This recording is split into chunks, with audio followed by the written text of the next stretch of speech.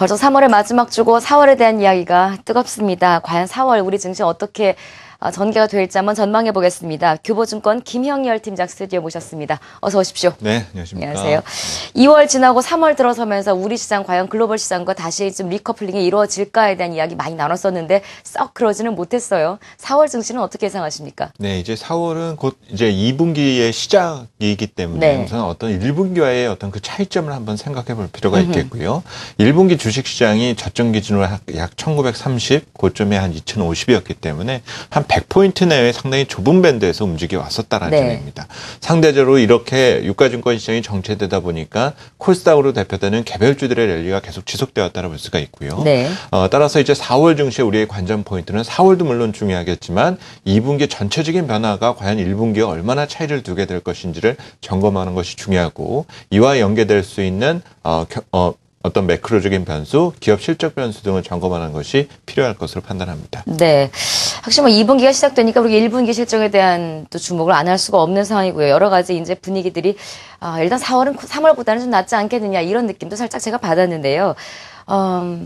우리 시장이 안 좋았던 거지 사실은 외국 시장들이 그렇게 안 좋았던 건 아니에요. 미국 시장 어제 하락한 원인들도 여러 가지 나옵니다만 뒷배경에는 많이 올랐으니까 이런 이야기에 정말 저는 오히려 부럽게 들렸었는데요. 과연 이런 대외적인 훈풍이 우리나라까지 어느 정도 영향을 미칠지 여기다 이제 또 중요도가 커지고 있는 것 같습니다. 어떻게 보십니까? 네, 우선 이전에도 한번 말씀을 드렸지만 다소 좀 그 글로벌 주식시장에 대한 투자 우선순위 측면에서 최근에 선진국과 비교해서 신흥국 증시의 매력이 조금 약화된 측면이 있습니다. 네. 이는 여러 가지 제로금리 환경이다라는 점에서 글로벌 유동성 환경에 대한 변화를 들 수가 있고 선진국 경제가 다소 조금 성장 속도가 정체됨으로써 전반적인 어떤 투자 매력이 약화된 부분이 분명히 있다라고 볼 수가 있는데요.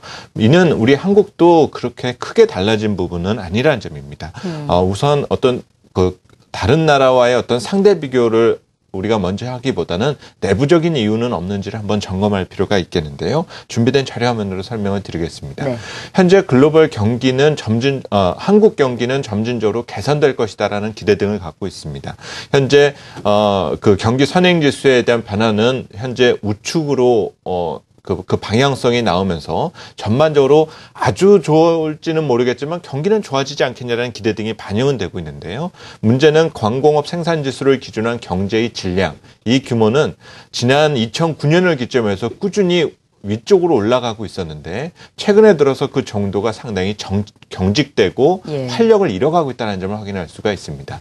이런 점 등을 보완하기 위해서는 기업의 투자도 중요하겠지만 정책 당국의 부양 의지 등이 가장 중요하다고 볼 수가 있겠는데요. 따라서 오늘 오후에 현재 발표 예정으로 예상되는 경기 부양 대책과 관련된 부분 등이 시장에서 어떤 방향을 일으킬지에 대해서 점검이 필요할 것 같습니다. 알겠습니다.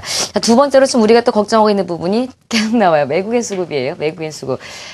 기존에는 외국인 수급이 이렇게 들어오지 않는 여러 가지 원인 중에 외환 시장의 변동성이 워낙 컸고 우리나라 화가 또 워낙 또 강세로 갔었고 근데 이 부분이 지금 많이 진정이 됐음에도 불구하고 아직 11거래일째 외국인들의 매도세가 이어지고 있는데 4월에는 조금 환율의 안정세를 찾으면 외국인들이 좀 들어올까요? 네, 우선 사실 이런 질문을 가장 최근에 많이 받는 편이었는데요. 네. 사실 이 떡 줄 사람이 그 줄맘도 없는데 우리가 줄 거다라고 믿고 있는 것도 사실 조금 어려운 부분이 없지 않아 있습니다. 예. 하지만 지난 2012년 이후에 지금까지의 외국인의 행보를 보면 지난해 1분기에 외국인 투자자들이 한 10조 원을 샀었고요. 그리고 2분기에 5조 원 정도를 팔았습니다. 그리고 3분기 8조 원 정도를 샀었는데 문제는 지난해 4분기가 시작된 이후에 현재까지 외국인의 어떤 추세가 결정된 바가 전혀 없다라는 점입니다. 그래서 거진 반년의 기간 동안 외국인 투자자들은 한국을 바라만 보고 있을 뿐 아직까지 시장에서 정확한 액션을 취하고 있지 않다라 볼 수가 있는데요.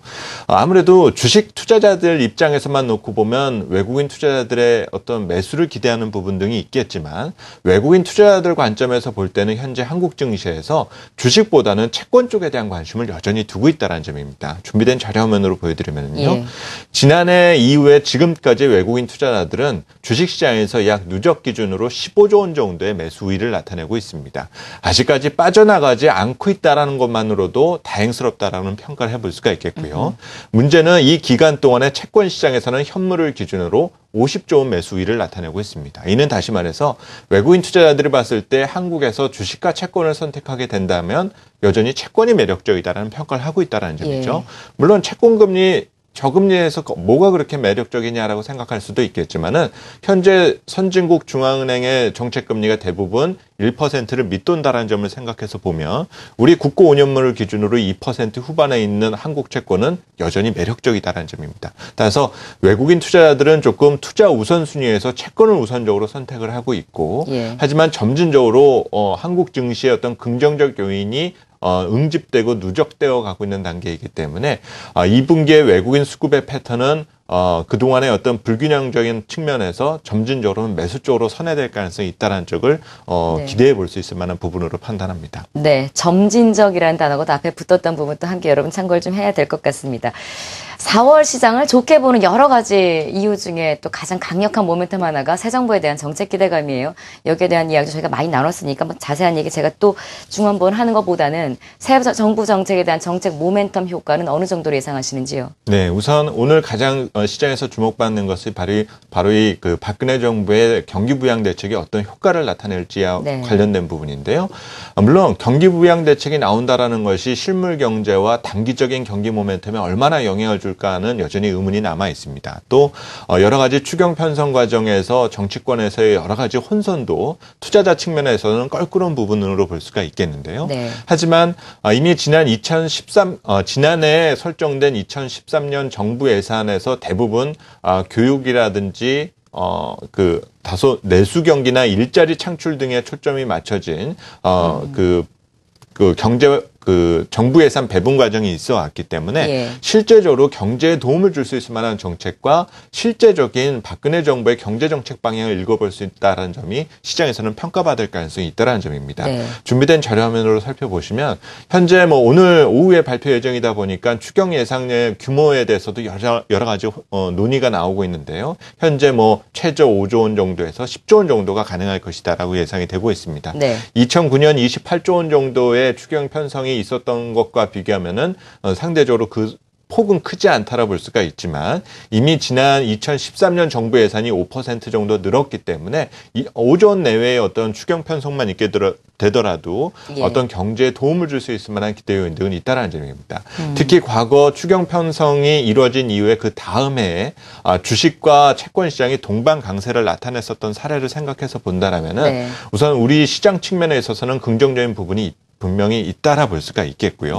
또 이것이 글로벌 투자자들에게 좋게 평가받느냐가 가장 중요하다는 점입니다. 사실 지난해 10월에도 이미 일본 중앙은행이 양쪽 완화 정책을 밝혀왔었지만 아베 총리가 강력하게 경기 부양 의지를 밝히게 되자 글로벌 투자 자금이 전부 다 일본으로 몰려갔었다는 점이죠. 따라서 이번 경기 부양 대책에 대한 그 관점은 외국인 투자자들이 어떻게 평가하는지에 대해서 점검이 필요할 것으로 보여집니다.